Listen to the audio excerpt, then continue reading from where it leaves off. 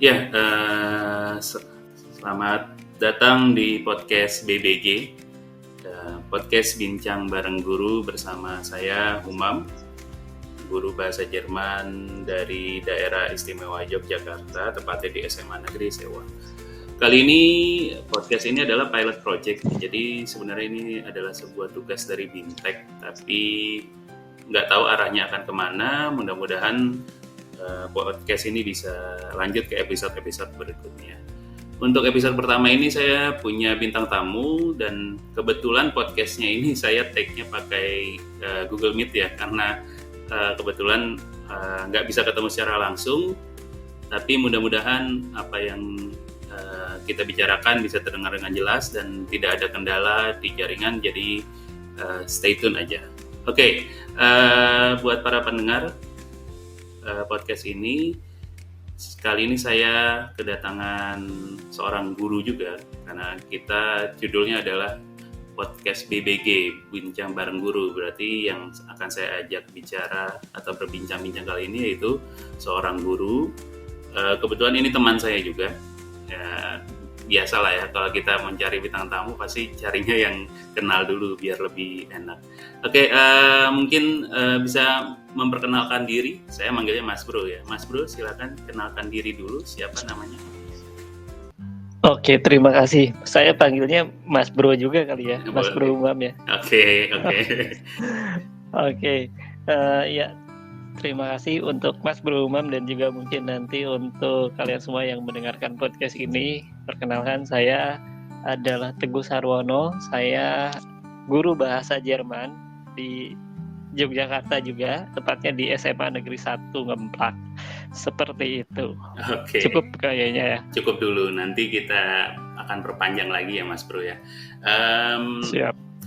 Ini podcast ini kan kita akan lebih konteksnya adalah berdiskusi atau ngobrol-ngobrol yang temanya sih lebih umum ya.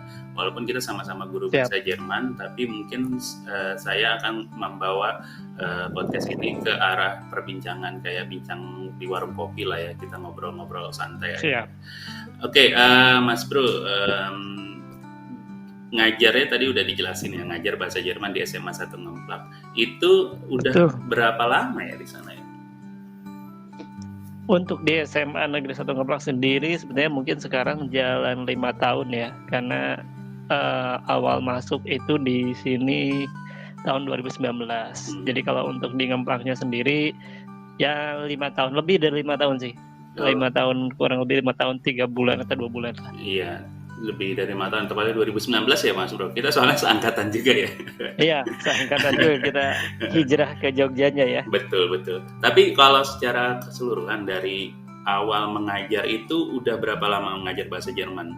Mungkin dari sekolah sebelumnya gitu. Sebenarnya kalau mengajar bahasa Jerman, kalau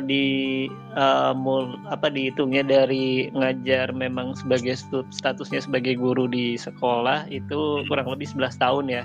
11 Karena tahun. dulu saya pertama ngajar itu tahun 2012. Wow. 2013. Pertama kali waktu ada kurikulum 2013. Nah, tapi kalau misalkan dihitung dari ketika menjadi invaler atau pengganti sementara guru sama ketika melatih ekstrakurikuler bahasa Jerman setahun sebelum itu, jadi mungkin 12 tahun. Udah lumayan lama juga ya Mas Bro ya. Berarti 12 tahun lah ya, kita anggapnya guru inval ya, tetap guru ya Mas Bro ya. Ya. 12 tahun itu kenapa sih pengen banget atau kenapa sih malah milihnya ngajarnya bahasa Jerman gitu? Waktu milih jurusan itu kan kita udah pasti tahu kan, wah kalau pendidikan bahasa Jerman pasti mau jadi guru bahasa Jerman. Nah kenapa ente milih seperti itu Mas Bro? Oh iya, kita manggil ente dan aneh ya, soalnya udah terbiasa. Nanti takutnya disangka kita geng apa gitu. Oke, ya. Jadi sebenarnya kalau dibilang memilih, sebetulnya nggak memilih sih, tidak memilih profesi sebagai seorang guru, dan bahkan tidak memilih, bukan tidak memilih. Jadi nggak expect bahwa sebetulnya pada waktu itu, karena saya kan kuliah di Universitas Pendidikan Indonesia, jurusannya Pendidikan Bahasa Jerman. Betul. Karena keterbatasan informasi dan pengetahuan, sebetulnya ketika masuk ke perkuliahan sendiri saya belum menyadari di awal itu bahwa ketika masuk ke pendidikan bahasa Jerman itu memang dipersiapkan jadi guru gitu. Jadi meskipun memang waktu itu konteksnya kan Universitas Pendidikan Indonesia, cuma berpikirnya bahwa kalaupun sudah masuk ke jurusan itu kayaknya belum tentu harus menjadi guru seperti itu. Betul. Jadi tidak memilih sebagai prinsipnya. Jadi lebih kepada takdir yang memilih sih akhirnya jadi guru. Tapi memang sebelumnya kepikirannya apa kalau kuliah ini aja dulu deh, terus nanti rencananya mau kemana atau mau gimana, bro? Jadi sebenarnya yang dikejar adalah jadi diplomat. Oh, diplomat. Karena memang ya basicnya di SMA itu senang bahasa asing, khususnya bahasa Inggris ya. Karena belum belajar bahasa Jerman atau bahasa lain selain bahasa Inggris. Jadi punya cita-cita gimana caranya pengen keliling dunia. Dan waktu itu lihatnya kayaknya yang paling memungkinkan untuk keliling dunia dan difasilitasi itu jadi diplomat gitu. Jadi sebenarnya yang dikejar itu kerja di Kementerian Luar Negeri sebetulnya. Jadi bahasa Jerman ini kayak ini batu loncatan nih ya, siapa tahu masuk bahasa Jerman bisa jadi diplomat gitu ya, kepikiran kemarin di awal ya gitu ya, bro ya. Betul. Iya, memang nggak beda jauh sih. Kalau saya sendiri kan pengen masuk jurusan bahasa Jerman, awalnya memang pengen ke Jerman ya gitu, pengen tahu negara Jerman gitu kan. Dulu kan memang lagi terkenal ya tahun 2000, kalau saya kan tahun 2008 ya, bro ya, itu waktu zaman Euro kalau nggak salah itu. Nah itu Jerman lagi kalau nggak salah juara Euro apa tuan rumah gitu ya. Nah itu sama kepikirannya, kayaknya seru juga nih kalau ambil kuliah yang bisa ada peluang ke Jermannya gitu. Ya mirip lah, kita hampir sejalan ya. Sebenarnya nggak pengen jadi guru gitu ya. Benar, dan mirip juga penentuannya karena bola juga, Mas Bro. Karena bola. Jadi 2006 itu sebenarnya saya lulus SMA. Ketika lulus itu kan ikut di sebuah bimbel lah untuk persiapan ke perguruan tinggi. Kemudian karena saya cerita pengennya ke Kemlu dan lain sebagainya. Nah, sarannya waktu itu pilih bahasa asing selain bahasa Inggris, karena persaingannya itu bisa dikatakan nggak terlalu ketat lah, karena yang bisa bahasa Inggris kayaknya udah banyak banget. Nah, ketika menentukan kira-kira bahasa apa gitu, pendidikan bahasa apa atau jurusan apa yang berhubungan dengan bahasa selain bahasa Inggris, nah kebetulan 2006 itu pas saya mau masuk kuliah itu Piala Dunia di Jerman. Oh iya, Piala Dunia. Jadi betul. Iya, Piala Dunia di Jerman. Jadi lihat, wah kayaknya Jerman menarik. Ada di TV-TV itu ada acara-acara yang paling waktu itu berkesan tuh ada acaranya Dik doang tuh, Nur 3 Minuten, cuma 3 menit doang. Nah, itu menginfluence udah Jerman aja gitu. Jadi milih Jerman pun sama seperti Mas Bro tadi, lebih kepada euforia bolanya itu. Betul. Iya, ya, kita memang punya alasan klasiknya itu ya. Dan jadi pengen ngerasain lah ya gitu, gimana euforia karena sepak bola itu. Tapi kita balik lagi nih. Terus ketika kuliah mungkin sudah berjalan, nah terus sampai lulus tiba-tiba kok malah mengarahnya ente ya, jangan saya, nanti malah kita berbagi aja. Kok malah ngarahnya jadi guru gitu? Kenapa tuh, bro? Kenapa nggak pengen langsung dikejar diplomatnya, atau apakah emang ada kesulitan ketika waktu itu menjadi diplomat? Ya, jadi karena yang pertama itu ketika sudah menyadari bahwa ini atau bukan menghasilkan sih, mempersiapkan diri saya sebagai seorang guru, kemudian ditambah informasi bahwa ketika bagaimanapun kan ketika lulus itu harapannya kalau untuk usia-usia kita millennials awal itu kan masih berbicaranya bekerja di pemerintahan ya. Dan ketika mau mengejar ke Kemlu pasti salah satu jalur yang digunakan adalah jalur formasi CPNS. Nah, ketika melihat ternyata dan mendengar berbagai pengalaman dari kakak-kakak tingkat, itu ternyata untuk masuk ke Kemlu itu pendidikan itu sebetulnya nggak pas. Jadi kalau ada pembukaan formasi itu justru yang diterima adalah sastra, dari sastra Jerman. Nah, itu yang kemudian akhirnya membuat wah kayaknya nggak bisa nih, maksudnya untuk daftar sebagai ASN atau PNS untuk di Kementerian luar negeri. Itu yang bikin kemudian akhirnya ya agak galau juga, sempat agak galau juga, tapi akhirnya kenapa kemudian menjalani profesi sebagai gurunya sendiri, karena ada, ya kita sama-sama tahu lah pasti di UNJ juga kan ada praktek mengajar. Dan ketika mengajar itu ternyata ya sudahlah, tidak semenyeramkan yang dikira gitu. Maksudnya kita bisa berinteraksi dengan anak-anak, bercanda dan lain sebagainya gitu. Dan yang paling membuat kemudian akhirnya dalam tanda kutip ya membuat terjebak di profesi ini adalah sebenarnya beres PPL itu kemudian diminta untuk mengganti guru yang pada saat itu ada kegiatan. Oke. Itu di SMA atau di Itu di SMA waktu itu, SMA, ya? Di salah satu SMA di Bandung lah waktu itu. Dan pikirannya kan waktu itu simpel gitu, maksudnya meskipun tidak serius untuk jadi guru, tapi kan ya lumayan lah buat nambah-nambah ongkos gitu kan. Betul. Itu berapa menggantikan gurunya itu selama berapa lama, bro? Sebulan kalau nggak salah, sebulan. Karena kebetulan guru yang waktu itu beliau adalah instruktur nasional untuk kurikulum 2013. Jadi beliau punya agenda panjang lah, kemana-mana. Betul. Berarti itu pengalaman pertama ente sebagai guru yang ibaratnya di satu kelas yang megang banyak murid ya, di luar PPL ya. Iya. Oke. Terus kira-kira nih bro, mungkin masih ingat kali ya, waktu itu tuh gimana sih perasaan awalnya mengajar di kelas gitu? Atau mungkin ketika PPL deh, kan kita punya pengalaman pertama mengajar ya. Ada nggak sesuatu yang menarik gitu ketika di awal mengajar gitu? Perasaan apa, atau mungkin ada suatu apa ibaratnya momen-momen apa yang ternyata nggak bisa dilupain nih waktu awal pertama mengajar? Sebenarnya yang paling tidak bisa dilupakan dalam artian pengalaman ya, pengalaman yang bisa diambil dan mungkin juga ini dirasakan buat teman-teman yang mungkin praktek mengajar atau pertama kali mengajar. Sebetulnya pada saat kita praktek mengajar tuh biasanya memang lebih mengedepankan bagaimana caranya benar-benar baik di mata murid. Betul. Ya.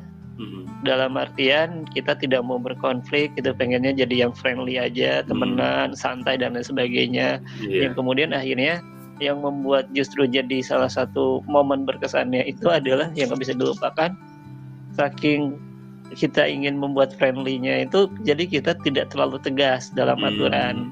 Sehingga waktu itu mengajar itu ada beberapa anak-anak yang izin ke toilet dan lain sebagainya, ternyata nggak balik lagi tuh. Sampai kemudian akhirnya datang guru piket kemudian yang mengatakan bahwa Pak, ini anak-anaknya di kantin, ya intinya tidak dicari lah. Betul. Jadi kayak ya sudah, izin ke toilet ya boleh gitu. Mungkin karena kurang pengalaman juga ya. Betul. Akhirnya kemudian itu jadi momen yang berkesan. Kenapa berkesan? Karena kemudian akhirnya ya itu maksudnya memang harus agak dalam tanda kutip hati-hati juga nih kalau dengan mengajar itu gitu. Nggak bisa kita asal baik aja dengan anak-anak gitu, karena anak-anak bisa memanfaatkan untuk hal-hal yang ya namanya juga remaja ya. Iya betul. Anda juga sempat ngalamin seperti itu bro. Justru kalau pasti gitu ya. Kalau saya sendiri sih waktu pertama kali ngajar itu yang paling diingat adalah momen baju itu kuyup bro. Baju itu kuyup, kenapa? Karena keringetan. Kita kan mungkin nggak terbiasa ngajar di suasana dulu ya. Kalau di sekolah yang pertama kali saya coba praktek mengajar itu, mungkin kondisi sekolahnya masih bisa dibilang ya kayaknya hampir sekolah negeri nggak ada ini ya, ventilasinya kurang ya bro. Apalagi kita ngajar biasanya siang ya, kalau bahasa asing itu biasanya siang. Wah itu pertama kali ngajar udah siap semuanya, termasuk dari skenario, RPP dan segala macam. Nah salahnya saya waktu itu pokoknya harus gimana sesuai sama RPP, skenario yang kita buat. Ternyata tidak sesuai kan. Nah di situ mulai deh panik dan segala macam, ditambah kondisi panas udaranya, dan ya udah akhirnya selesai ngajar itu baju basah bro. Sebelakangnya itu basah banget sampai banjir. Itu paling nggak dilupain sama saya sih. Jadi ya emang kita pasti yang namanya menjadi guru di awal pasti ngerasain semua seperti itu ya bro ya. Iya, Karena iya pasti sih. gimana kita taunya cuman teorinya aja, nggak tahu ketika praktek wah di luar ya kita bayangin banget ya. Benar banget, dan memang ada yang bukan bisnis saya yang tidak terduganya itu adalah kadang kita pikir bahwa mengajar itu adalah bagaimana caranya kita mempersiapkan memahami materi, padahal ternyata ketika sudah jadi praktek jadi guru mengkondisikan anak-anak itu yang Itu utama ternyata. Itu dia, makanya mungkin ini yang denger yang mungkin nanti akan jadi calon guru juga mudah-mudahan ada yang denger ya, mudah-mudahan bisa nih kita dijadikan pengalaman kita ini berdua sebagai acuan. Jadi semua yang teori yang kalian punya mungkin itu cuma sebatas teori, nanti praktiknya kalian harus ngerasain sendiri deh, pasti beda banget sama apa yang kalian bayangkan. Oke.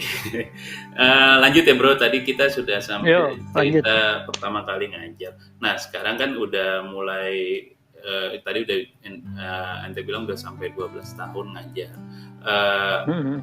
Apa sih yang ibaratnya ada nggak sih rasa mungkin jenuh atau bosen atau mungkin hal-hal yang bikin aduh kayaknya jadi guru kok begini aja sih gitu, kayaknya pengen coba profesi lain deh, kepikiran nggak bro seperti itu bro? Atau ada hal-hal yang bikin bosenin nggak gitu? Sebetulnya kalau dibilang bosan enggak ya, kalau dibilang bosan sebetulnya enggak juga, tapi kalau misalkan perasaan di mana sampai sekarang masih tetap ngejar untuk bisa kerja di Kementerian Luar Negeri sebenarnya masih gitu. Punya harapan ya? Masih punya harapan dan masih punya keinginan, karena masih lihat di depan itu biasanya atas pendidikan dan kebudayaan itu diambil dari orang-orang pendidikan, khususnya yang sudah punya pengalaman pendidikan dan lain sebagainya.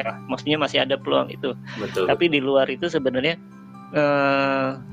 kemudian ketika dibilang menjadi guru itu aktivitas yang ya kadang membuat menjenuhkan, sebenarnya enggak juga sih gitu. Hanya ini aja sih kadang yang membuat itu adalah situasi di mana dulu mungkin ketika jadi honorer ya, kita tahulah bagaimana cerita honorer yang apalagi dengan posisi sebagai seorang laki-laki, saya sendiri sempat pernah memutuskan untuk keluar dari profesi sebagai guru di tahun 2018. Oh gitu. Jadi sebenarnya udah sempat waktu itu 2018 itu kebetulan saya kerja di beberapa tempat, termasuk 2 tempat lah.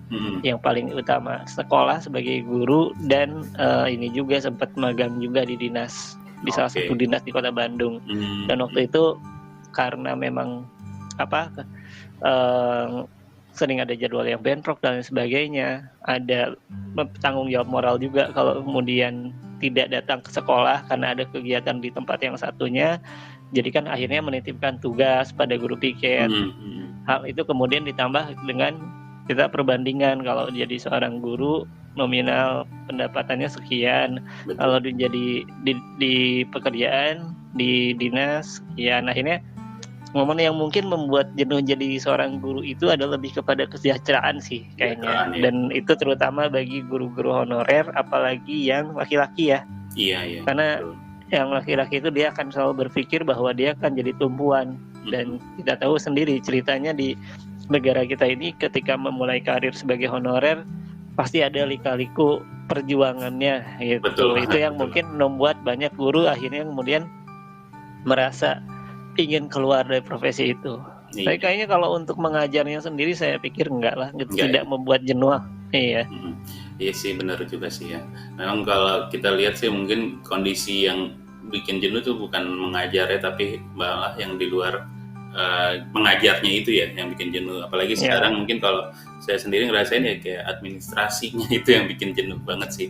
Maksudnya tuh kenapa sih setiap tahun kita selalu membuat ini tapi tidak ada perbaikan, tidak ada yang bisa mensejahterakan kita secara langsung sebagai guru gitu ya.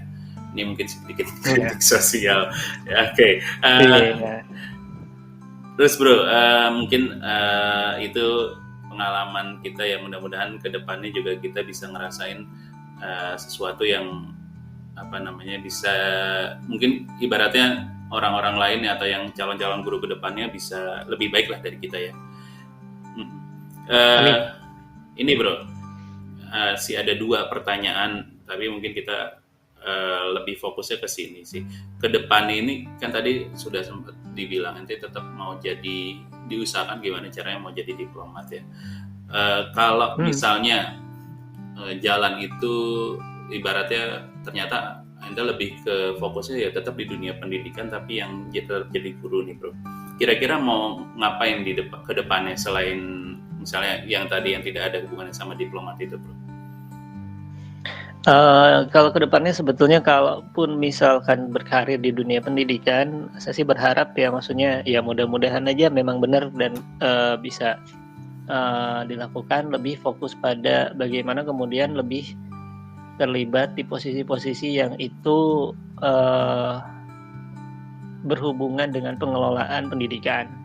Dalam artian adalah lebih kayak mungkin karena setiap orang kan beda-beda ya ininya bukan passion tapi maksudnya dia kadang bisa potensi dia akan lebih cepat di bidang tertentu.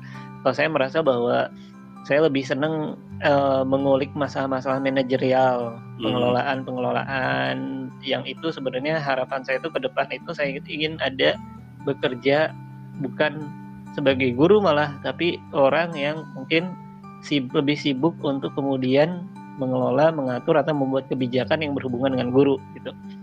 Karena saya melihat bahwa ya kadang ini pemikiran ini aja ya, kritis aja, kadang hal yang sangat sederhana yang mungkin termasuk kritik bagi kita semua gitu, bahwa kok bisa di Indonesia ini, kita di negara ini kita punya sistem di mana gaji guru honorer yang mereka bekerja 1 bulan dibayar 1 minggu, dan sampai hari ini saya nggak pernah tahu landasan hukumnya apa, dasar hukumnya apa gitu. Dan kadang berpikir kok apa ini sesuatu yang tidak akan pernah bisa dirubah dari dulu sampai sekarang, atau bahkan mungkin ya ini sesuatu yang sulit dirubah. Nah saya tuh sering berpikir ke arah yang seperti itu, karena kan itu yang kemudian tadi nyambung dengan urusan kesejahteraan guru. Iya, betul. Karena kan nggak logis banget ya, bagaimana negara kita, negara yang ingin menjadi negara maju, punya generasi emas, tetapi di satu sisi yang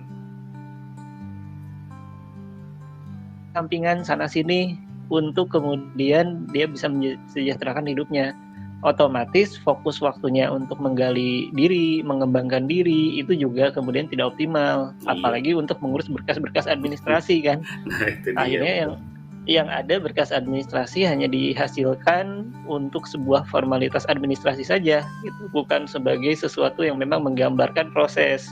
Karena apa? Karena mereka akhirnya harus ke sana kemari memenuhi kebutuhan hidup mereka gitu. Betul, jadi arah kedepannya sih lebih pengen ke ya mungkin kalaupun misalkan tidak bisa ke luar dari dunia pendidikan, di dunia pendidikan, tapi mungkin entah di mana, entah itu di kementerian kah, entah itu di dinas di mana ya wow alam sih sebenarnya. Iya, kayak sih emang kalau aneh sih ngelihatnya ya cocok ya lah ente untuk menjadi seorang pembuat kebijakan, mudah-mudahan amin, karena kita lihat sendiri di sini ya pembuat kebijakan yang kita kenal saat ini masih belum bisa benar-benar berpihak pada guru, karena mereka basicnya kebanyakan bukan dari guru ya bro. Oke. Ya, amin. Oke bro, pertanyaan terakhir bro, karena kita judulnya adalah bincang bareng guru. Kira-kira ente punya nggak sosok guru inspiratif, siapapun, boleh dari guru SD atau siapapun lah, yang menurut ente guru yang menginspirasi ente, kayaknya inilah sosok yang bisa jadi inspirasi saya biar terus ke depannya bisa terus membuat ibaratnya dunia kependidikan ini bisa lebih baik gitu. Mungkin ada nggak bro? Bisa diceritain? Untuk guru sebenarnya karena memang dari dulu nggak berniat untuk jadi guru ya, jadi kan nggak ada gambaran guru yang jadi patokan. Cuma kalau dari dulu sih berkaitan dengan pendidikan, sebenarnya saya punya tokoh Islam sebetulnya. Itu salah satu khalifah di abad ke pertengahan kayaknya, masa-masa kejayaan Islam, ada namanya Harun ar-Rasyid. Oh ya, Harun ar-Rasyid. Itu mungkin ini sering dengar bahwa itu abad keemasannya Islam. Betul. Karena kenapa jadi inspiratif banget dan kenapa relate banget dengan guru, dengan profesi sebagai guru atau dia pendidikan, karena beliau adalah kekhalifahan yang menghargai ilmu pengetahuan. Iya. Jadi beliau membangun ada perpustakaan Al-Ma'mun, kemudian di sana diterjemahkan, bahkan beliau fasilitasi lah istilahnya orang-orang yang menerjemahkan itu digaji dengan gaji yang besar, dihargai. Nah, itu yang jadi inspirasi aneh bahwa ya memang itu adalah sosok yang memang benar-benar membuat guru, profesi guru itu benar-benar ada di level yang mulia gitu. Jadi memang itulah yang sebenarnya harus dikejar gitu, bahwa orang-orang yang memang ada di dunia pendidikan itu harus diberikan fasilitas yang nyaman, harus diberikan kesejahteraan yang cukup gitu kan. Bukan karena apa ya, bukan karena dalam artian bukan karena memang guru-guru saya sebagai guru ingin kemudian akhirnya hidup mewah, tapi maksudnya bahwa negara atau kemudian satu bangsa itu harus memang menjadikan guru itu sebagai profesi yang mulia gitu. Ketika itu dijadikan profesi yang mulia, kalau kita bayangin lah kita misalkan sebagai seorang guru,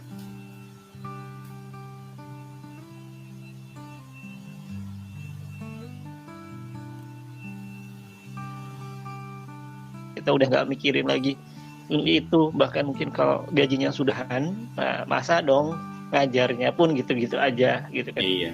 Dan ketika negara atau bangsa juga menuntut, ayo dong guru kerjanya yang benar, kan udah difasilitasi, itu juga akan lebih ini gitu, lebih pas dibanding kayak mungkin situasi sekarang di mana guru harus memang ideal, tetapi kemudian di satu sisi yang lain itu kemudian masih ada yang kurang lah gitu. Itulah beliau sosok yang inspiratif buat aneh. Makanya ya benar juga kan, maksudnya dulu Islam itu sangat maju di zamannya itu karena memuliakan guru ya kan bro.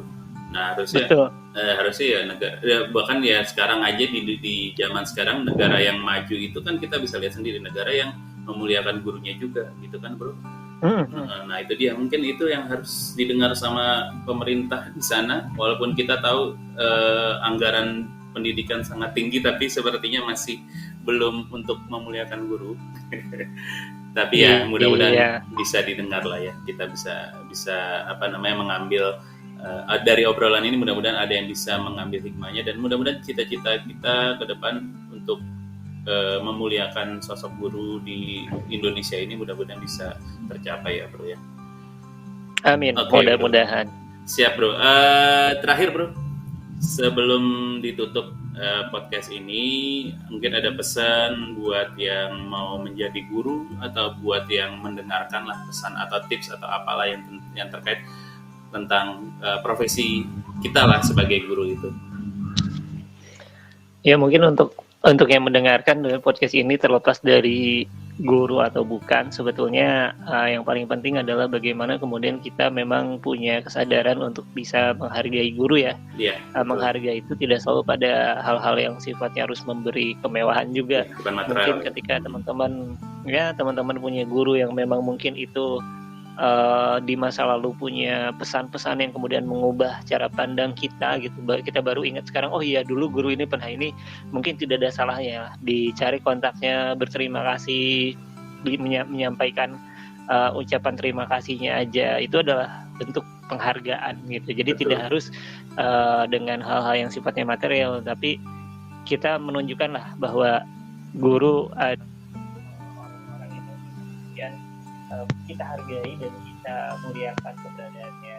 Dan kita satu lagi nih, maksudnya hal-hal yang seperti ini menarik juga nih, ini podcast seperti ini yang mungkin berbicara tentang tema-tema guru, biar orang bisa lebih paham nih guru itu seperti apa yang dirasakan guru, bagaimana suara guru gitu, lebih kemas dan santai. Ini kayaknya inspiratif banget, di luar dari ini adalah bagian dari pertamanya tugas atau bagaimana, ini harus berlanjut sih. Dan harus ada tema-tema yang memang lebih masuk ke guru itu Mas Bro. Oke, siap. Insya Allah mudah-mudahan ini bukan hanya jadi sebagai pemenuh tugas ya Bro ya. Jadi ya mudah-mudahan podcast ini bisa berlanjut, dan mungkin kita juga bisa ngobrol lagi nanti di tema lain atau di bahasan lain yang berkaitan juga dengan guru ya Bro ya. Oke, ini makasih banyak ya Bro, waktunya udah dipakai sore di sore hari Minggu ini ya. yang katanya ente Obrolan juga senja ini. ada yang mau ente juga mau ada acara, tapi terima kasih udah meluangkan waktunya, bro. Siap, sama-sama. Buat para pendengar mungkin demikian aja podcast BBG kita hari ini atau episode perdana kita pada hari ini. Mudah-mudahan apa yang didengarkan oleh para pendengar semua bisa diambil sisi positifnya aja. Dan mohon maaf juga kalau kami atau saya atau Mas Teguh di sini ada kesalahan kata atau kekurangan. Mudah-mudahan bisa dimaafkan ya. Dan kita akan ketemu lagi dengan guru-guru lainnya yang mungkin menginspirasi juga, atau guru-guru lainnya yang bisa memberikan pandangan baru terkait dunia pendidikan kita di Indonesia ini. Terima kasih. Saya akhiri podcast pada hari ini dengan ucapan wassalamualaikum warahmatullahi wabarakatuh. Selamat sore semuanya.